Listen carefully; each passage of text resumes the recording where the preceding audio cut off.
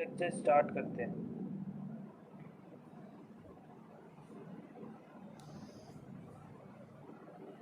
देखिए, आज के लेक्चर में देखिए बेसिकली क्या डिस्कस करने वाले हैं, एसिड बेस टाइट्रेशन के बारे में आज हम लोग बेसिकली डिस्कस करने वाले हैं। ओके, देखिए सबसे पहले हम लोग देखेंगे कि एसिड बेस टाइट्रेशन बेसिकली होता क्या है। देखिए एसिड बेस जो टाइट्रेशन होता है अपना, उसमें देखिए एसिड बेस का क्या कॉन्सेप्ट रहता है। Basically acid base titration on neutralisation titration is based upon the chemical reaction between an acid and a base. देखिए क्या सबसे पहले पॉइंट में क्या बोला है, जो अपना एसिड बेस टाइट्रेशन रहता है बेसिकली क्या रहता है, न्यूट्रलाइजेशन टाइट्रेशन रहता है। न्यूट्रलाइजेशन टाइट्रेशन कैसे, मतलब कि ऊपर से अगर जो आपका बेस डल रहा है और नीचे आपका क्या है, अगर सॉल्यूशन में एसिड डला हुआ है तो क्या होगा, एक पॉइंट ऐसा आएगा कि जब आपका सॉल्यूशन क्या आ जाएगा, न्यूट्रलाइज, यानी कि 7 pH पे आ जाएगा, वो अपना कलर देना शो स्टार्ट कर देगा। क्योंकि इसके अंदर क्या है, आप इंडिकेटर भी ऐड किए रखते हैं। ठीक है, आप इसके अंदर इंडिकेटर भी ऐड रखते हैं जब आपका एसिड और बेस का लेवल क्या हो जाता है, जब पीएच अप्रोक्स 7 चला जाता है, मतलब कि न्यूट्रलाइजेशन हो जाता है, न्यूट्रल पीएच हो जाता है, तो उस टाइम पे क्या है, कलर शो करना स्टार्ट कर देते हैं। जैसे अपना फिनोक्सिलिन इंडिकेटर हो गया, मिथाइल ऑरेंज हो गया, मिथाइल ब्लू हो गया, डिफरेंट डिफरेंट इंडिकेटर्स के बारे में हम लोग पढ़ेंगे।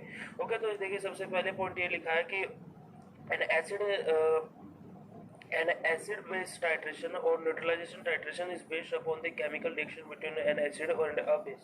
जो अपना एसिड बेस टाइट्रेशन है या फिर हम उसको क्या बोल सकते हैं, न्यूट्रलाइजेशन जो टाइट्रेशन है अपना, बेसिकली बेस रहता है किसके ऊपर, जो अपनी एसिड और बेस की क्या रहती है, रिएक्शन रहती है। एसिड और बेस के बीच में जो रिएक्शन कोज होती है उसको हम क्या बोलते हैं, बेसिकली जो अपना एसिड बेस टाइट्रेशन उसी रिएक्शन के ऊपर बेस्ड रहता है, निर्भर रहता है। सेकंड पॉइंट अपना दिया है basically, several acid-base theory have been proposed to explain or classify acidity and basicity properties of substances. देखिए बेसिकली क्या बोला है, जो अपने एसिड बेस थ्योरी है basically has been proposed to explain और क्लासिफाई एसिडिटी एंड बेसिसिटी। क्या जो हमारी एसिडिटी है बेसिकली, क्या जो अपने एसिड बेस थ्योरी है बेसिकली प्रपोज, मतलब कि क्या क्या क्या हमें एक तरीके से प्रपोजल देती है, एक तरीके से ऑफर देती है, क्या देती है, एक्सप्लेन और classify acidity and basicity properties of substance. हमारे किसी भी सब्सटेंस की एसिडिक और बेसिस, एसिडिटी और बेसिसिटी मतलब कि क्या, उसकी एसिडिक प्रॉपर्टीज या फिर बेसिक प्रॉपर्टीज जो रहती है उनको बताने के लिए जो हमारा एसिड बेस थ्योरीज है वो हमें क्या बेसिकली एक ऑफर देती है, प्रपोज यानी कि प्रपोजल देती है एक तरीके से, कि मतलब कि हम किसी भी सब्सटेंस की एसिडिटी हो या फिर उसकी मतलब कि एसिडिटी मतलब कि उसकी एसिडिक प्रॉपर्टीज या फिर बेसिक प्रॉपर्टीज को हम क्या क्लासिफाई कर सके। ओके, इसके बाद में थर्ड पॉइंट अपना दिया, most familiar theory is the Arrhenius theory but its application only to water. क्या बेसिकली जो हमारा मोस्टली जो हमारी यूज होती है वो कौन सी थ्योरी यूज होती है, आर्हीनियस थ्योरी। आर्हीनियस थ्योरी हमारा मोस्टली यूज होती है but its application only in water. पर लेकिन क्या है कि जो हमारा आर्हीनियस थ्योरी है इसकी एक लिमिटेशन क्या थी कि केवल क्या हमारा एक्वस सॉल्यूशन यानी कि वाटर के अंदर ही हमारी थ्योरी के बारे में बताती थी।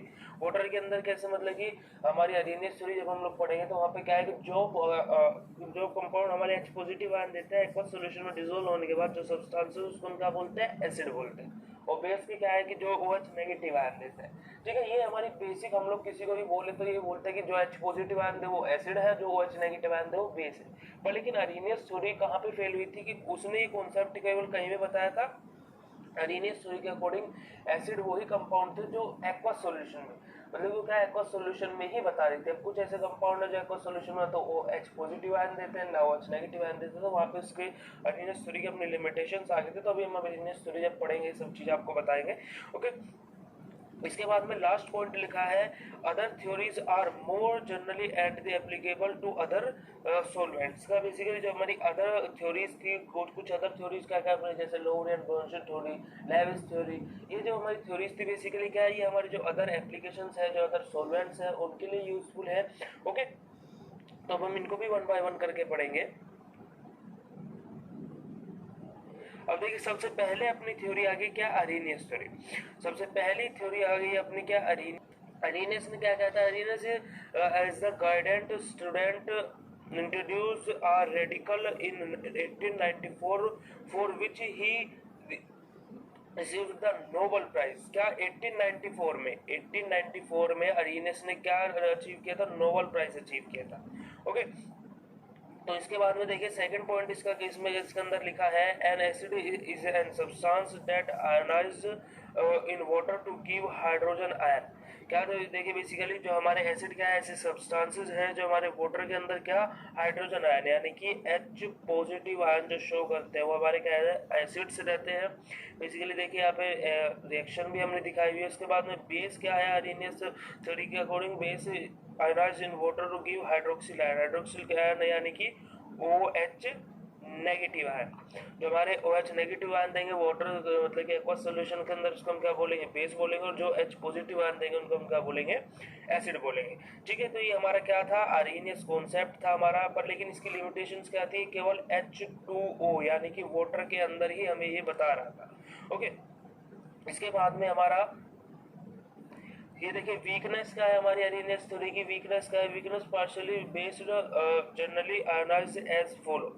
जो हमारे बेसिस वीक बेसिस है बेसिकली वो कैसे आयनाइज होंगे, हमारे रिएक्शन दी हुई है यहाँ पे B+H2O4 एरो BH और OH। ठीक है, ये हमारी बेसिक रिएक्शंस हैं।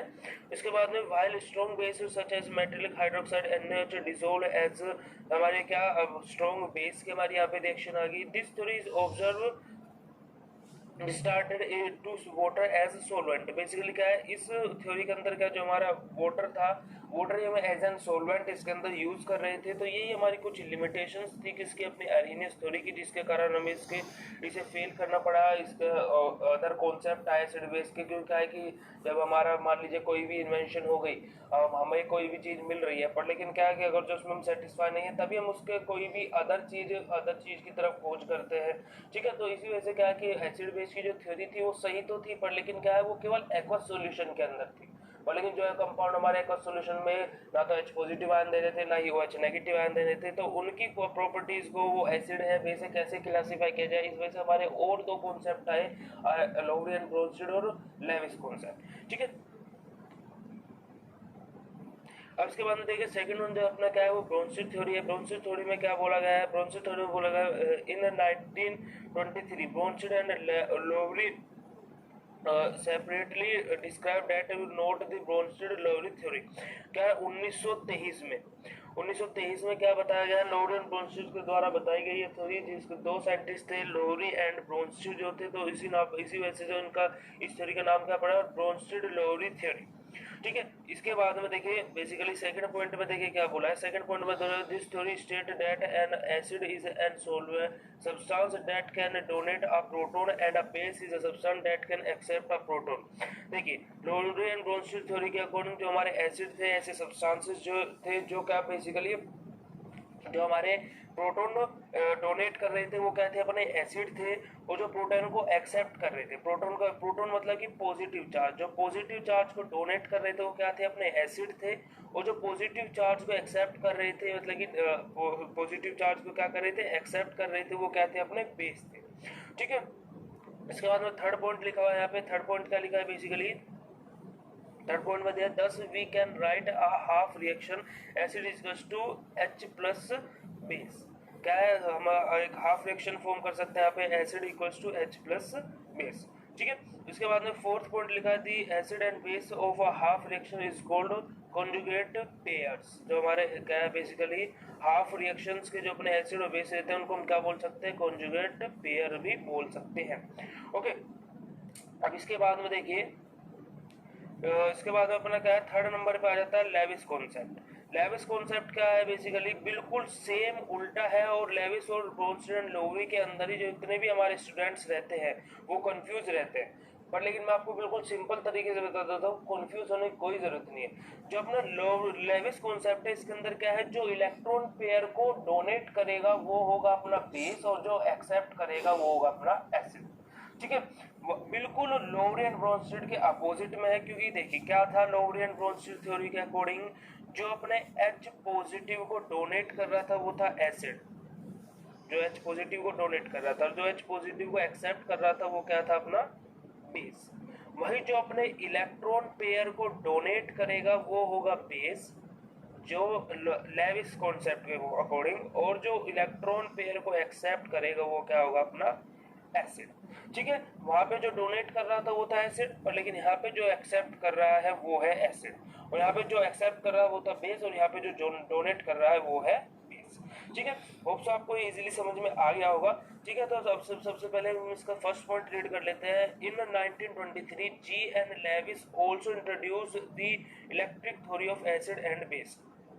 1923 में लेविस ने भी इलेक्ट्रिक थ्योरी, एसिड और बेस की इलेक्ट्रिक थ्योरी के बारे में हम लोगों को बताया था।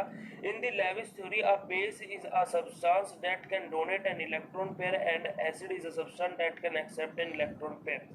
देखिए, क्या जो हमारा लेविस थ्योरी थी उसके अकॉर्डिंग क्या था, जो हमारे ऐसे सब्सटेंसेस जो हमारे डोनेट कर इलेक्ट्रॉन पेयर को, वो क्या होता है, अपने एसिड्स होते हैं। और जो बेसिकली देखिए, जो substance base is a substance that can donate electron pair and acid is a substance that can accept। क्या जो हमारे इलेक्ट्रॉन पेयर को डोनेट कर रहे थे वो क्या थे, अपने बेस थे। इलेक्ट्रॉन पेयर को जो डोनेट कर रहे थे वो क्या थे, बेस थे, और जो एक्सेप्ट कर रहे थे वो क्या थे, एसिड थे। ओके, इसके बाद में फिर थर्ड पॉइंट अपना लिया हुआ है, बेसिक फ्रीक्वेंटली कॉन्सेप्ट ऑक्सीजन और nitrogen as the electric electron donor. कि बेसिकली क्या थे, देखिए जो अपना क्या ऑक्सीजन और नाइट्रोजन थी वो क्या थे, अपने इलेक्ट्रॉन डोनर्स थे। 10 नॉन हाइड्रोजन को containing substances are introduced as acid. जो हमारे नॉन हाइड्रोजन कंटेनिंग सब्सटेंसेस थे उसको हम उनमें कैसे इंट्रोड्यूस किया, एज एन एसिड की तरह, जैसे अपने यहाँ पर रिएक्शन में हमने आपको दिखाया हुआ है। फोर्थ, इसके अंदर लास्ट पॉइंट लिखा है, here aluminium chloride is an acid and either a base. जो हमारा एल्यूमिनियम क्लोराइड है वो अपना एसिड है या फिर उसके अलावा बेस है। ठीक है, एसिड भी हो सकता है और बेस भी हो सकता है इस थ्योरी के अकॉर्डिंग। अब इसके बाद में रोल ऑफ सॉल्वेंट्स, कुछ सॉल्वेंट्स का हम लोग रोल देख लेते हैं अपने इस थ्योरी के अंदर। बस बेसिकली जो अपनी थ्योरीज है एसिड बेस टाइट्रेशन, उसके अंदर हमारे सॉल्वेंट का क्या रोल है। सॉल्वेंट का बहुत महत्वपूर्ण रोल रहता है अपने किसी भी रिएक्शन के अंदर, किसी भी सॉल्यूशन के, क्योंकि solute plus solvent equals to solution. तो अपने जो सॉल्वेंट रहता है उसका बहुत ही इंपॉर्टेंट रोल रहता है अपने किसी भी केमिकल रिएक्शन के अंदर। तो देखिए रोल ऑफ सॉल्वेंट, सॉल्वेंट का क्या रोल है, water is amorphic in nature. It can act either as an acid or as a base depending upon experimental condition। देखिए जो अपना क्या रहता है, बेसिकली वाटर रहता है। वाटर क्या रहता है, बेसिकली नेचर के ऊपर बात है। वाटर देखा जाए तो नेचर के ऊपर कैसे बात है, वाटर जो अपना either act as an acid depend upon the, जो अपना वाटर है बेसिकली वो एसिड की तरह भी वर्क फंक्शन कर सकता है अपना, और बेस की तरह भी। क्या है वो, उसके किसके ऊपर डिपेंड है, अपने एक्सपेरिमेंटल कंडीशंस के ऊपर।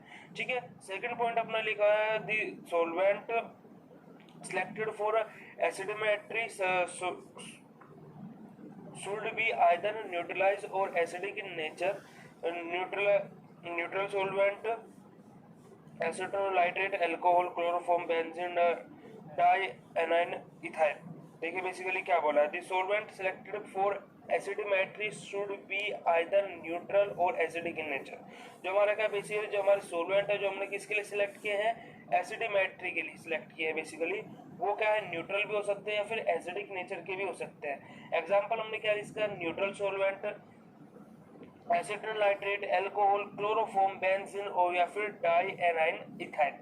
ठीक है, बेसिकली सम एग्जांपल्स लिए हमने। इसके बाद में थर्ड पॉइंट क्या लिखा है, neutral solvent do not enhance dissociation to a great degree. क्या बेसिकली जो अपने न्यूट्रल सॉल्वेंट रहते हैं वो बेसिकली क्या करते हैं, not dissociate to a great degree. मतलब कि क्या बेसिकली जो अपने न्यूट्रल सॉल्वेंट रहते हैं वो क्या ज्यादा डिग्री, मतलब कि ज्यादा डिग्री सेल्सियस तक इंक्रीज नहीं होती। मतलब कि ज्यादा डिग्री सेल्सियस डिसोसिएशन जो टाइम रहता है उनका बेसिकली मतलब कि ज्यादा डिग्री तक नहीं रहता।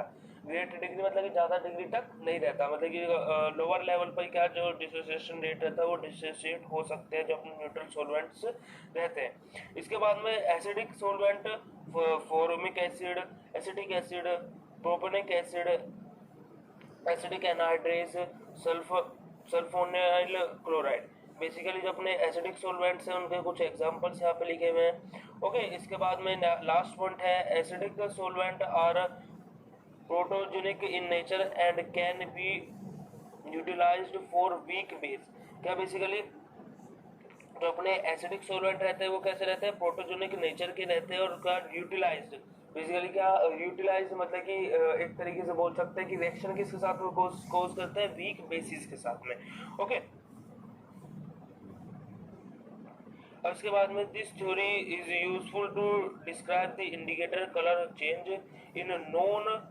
देखिए बेसिकली जो अपना क्या है, ये जो थ्योरीज थी हमारी जो हमने अभी बताई है, जो सोलवेंट के लिए हमने यूजफुल किए थे जो कुछ पॉइंट, ये बेसिकली हमारे के लिए किसके लिए यूजफुल रहते हैं, जो अपने इंडिकेटर्स रहते हैं, ठीक है, जो अपने इंडिकेटर्स रहते हैं उनके लिए यूजफुल रहते हैं। Protonic system exhibiting acid base reaction, ठीक है, मतलब कि देखिए एसिड बेस रिएक्शन जितने भी अपने टाइट्रेशन है उसके अंदर क्या, जो अपना ये इंडिकेटर वर्ड है ये बहुत ही ज्यादा इंपॉर्टेंट है, क्योंकि इस इंडिकेटर वर्ड के बिना हमारा जो टाइट्रेशन है वो कभी पूरा नहीं हो सकता, क्योंकि इंडिकेटर ही हमें शो करता है, क्या शो करता है कि हमारा टाइट्रेशन कंप्लीट हो गया है। ओके, तो इसी वजह से क्या है कि इंडिकेटर का बहुत इंपॉर्टेंट रोल रहता है। तो ये बोला है acid base reaction the solvent should be non toxic for its wide use in analysis. जो अपना सॉल्वेंट रहता है वो नॉन टॉक्सिक है किसके लिए, अगर जो हम वाइड यूज ज्यादा यूज करें किसका, उसके अंदर एनालिसिस के अंदर अपने।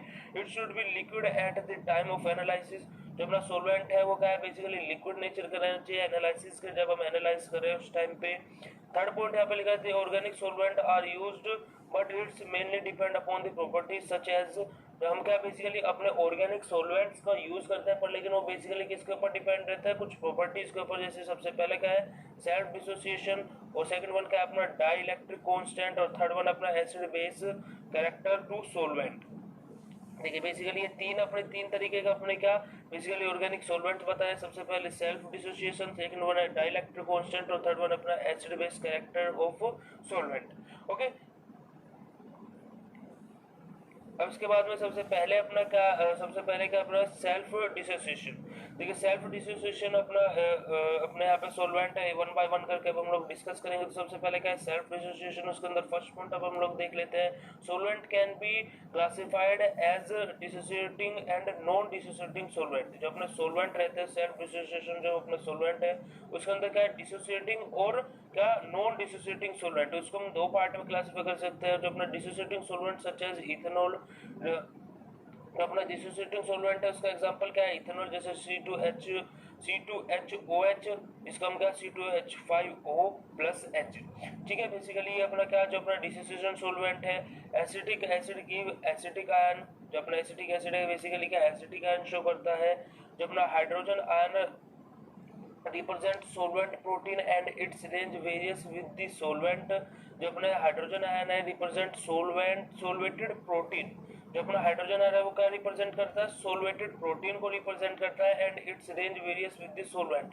और जो हमारा सोलवेंट देखिए जो अपना हाइड्रोजन आयन है वो क्या करता है, रिप्रेजेंट करता है किसको, सोलवेटेड प्रोटीन को। और जो अपना हाइड्रोजन आयन है उसकी जो रेंज रहती है वो क्या सोलवेंट के ऊपर बेस रहती है। रेंज मतलब कि क्या, अगर जो सोलवेंट अगर जो मान लीजिए अपना इथेनॉल है उस टाइम पर जो हाइड्रोजन आयन की रेंज रहेगी वो कुछ और रहेगी।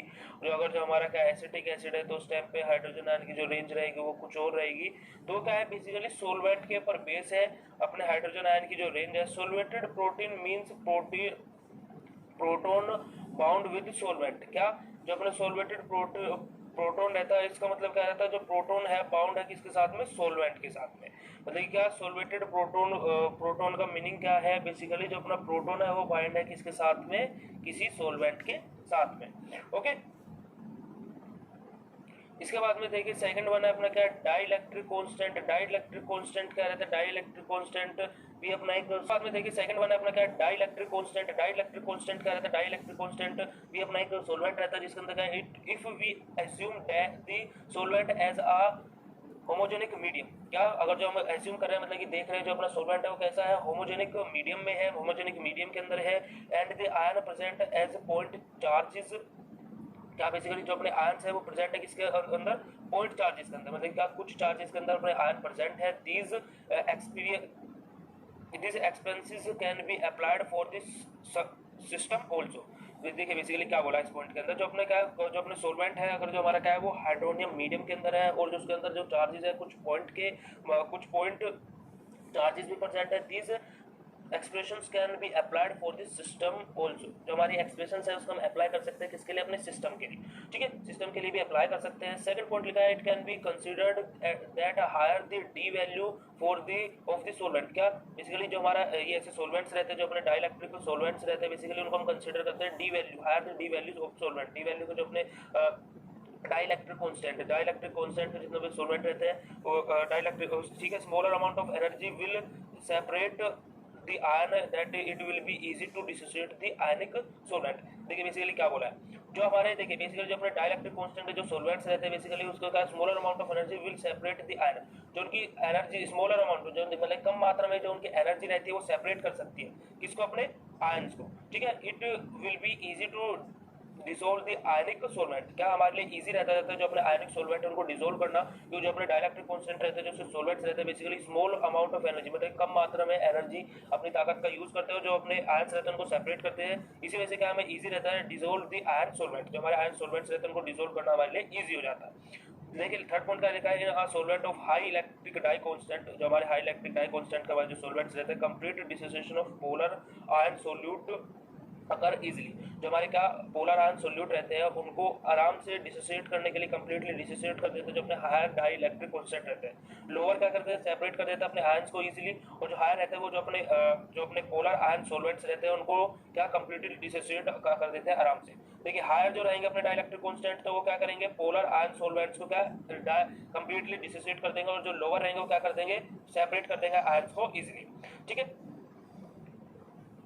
इसके बाद में acid base characters, acid base characters देखिए बेसिकली क्या रहता है अपने एसिड बेस के characters, the non aqueous solvent can be classified based on it's proton donor acceptor properties. देखिए बेसिकली जो अपन नॉन एक्वस सॉल्वेंट रहता है बेसिकली वो क्लासिफाई रहता है किसके ऊपर, it's proton donor acceptor, proton donor और एक्सेप्ट प्रॉपर्टीज के ऊपर जो अपने नॉन एक्वस सॉल्वेंट रहते हैं वो बेसिकली क्लासिफाइड रहता है किसके बेसिस पे, प्रोटॉन डोनर एक्सेप्टर प्रॉपर्टीज के ऊपर, ठीक है। सेकंड पॉइंट हमारा क्या लिखा है, solvent expect as influence on the acid base properties.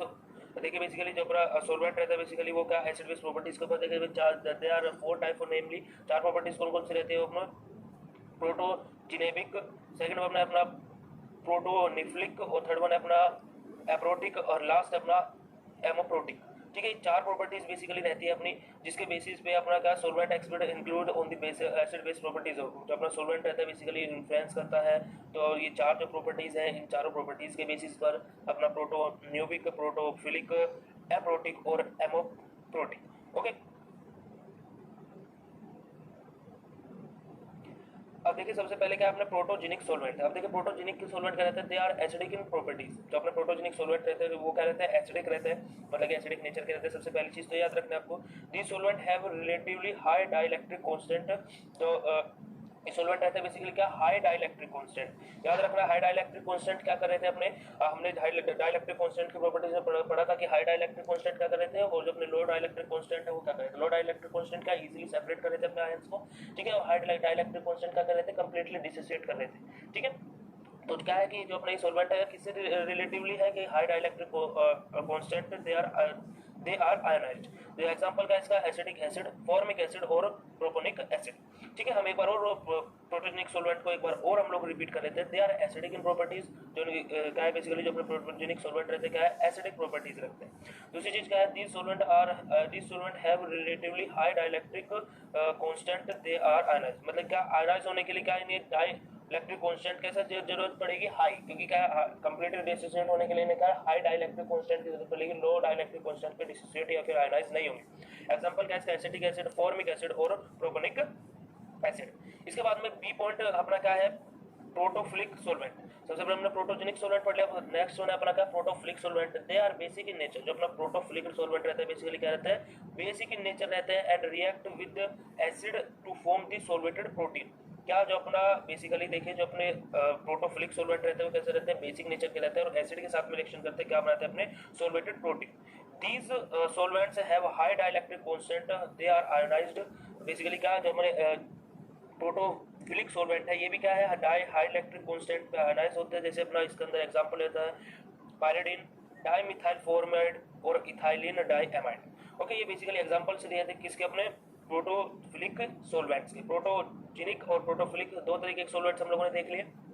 अब इसके बाद में थर्ड नंबर पे आ जाता है अपना एप्रोटिक सोलवेंट। एप्रोटिक सोलवेंट रहता है their solvent can not able to donate hydrogen. जो हमारे एप्रोटिक सोलवेंट रहते हैं बेसिकली क्या रहता है, एबल नहीं रहते किसको, हाइड्रोजन को डोनेट करने के लिए। मतलब क्या, डोनेट हाइड्रोजन मतलब हाइड्रोजन डोनेट करने के लिए एबल नहीं रहते, मतलब सक्षम नहीं रहते। In this solvent both acidic and basic properties are entirely absent. जो हमारे क्या एप्रोटिक सोलवेंट रहते हैं इसके अंदर जो हमारे एसिड है और बेसिक है दोनों की प्रॉपर्टीज क्या रहती है, बेसिकली एंटायरली एब्सेंट रहती है। मतलब ना तो एसिडिक प्रॉपर्टीज प्रेजेंट रहती है और ना ही बेसिक की प्रॉपर्टीज प्रेजेंट रहती है। एग्जांपल का इसका hexane and carbon tetrachloride. Hexane और कार्बन टेट्राक्लोराइड बेसिकली एग्जांपल है किसका, एप्रोटिक सॉल्वेंट्स का। फोर्थ नंबर पे अपना आ जाएगा एमोफ्रोटिक सॉल्वेंट। एमोफ्रोटिक सॉल्वेंट क्या रहता है, this solvent have both protogenic and protophilic properties. क्या प्रोटोजेनिक और प्रोटोफिलिक दोनों तरीके की प्रॉपर्टीज रहती है एमोफ्रोटिक सॉल्वेंट के अंदर। एमोफ्रोटिक सॉल्वेंट के अंदर एग्जांपल का इसका वाटर और इथेनॉल। ठीक है, हमने 4 तरीके के अपने सॉल्वेंट्स के बारे में भी देख लिया। ओके ओके ओके, तो गाइस आज का लेक्चर हमारे यहीं पे खत्म हुआ। आपको लेक्चर कैसे लगा मैं कमेंट सेक्शन में लिख के जरूर बताइए।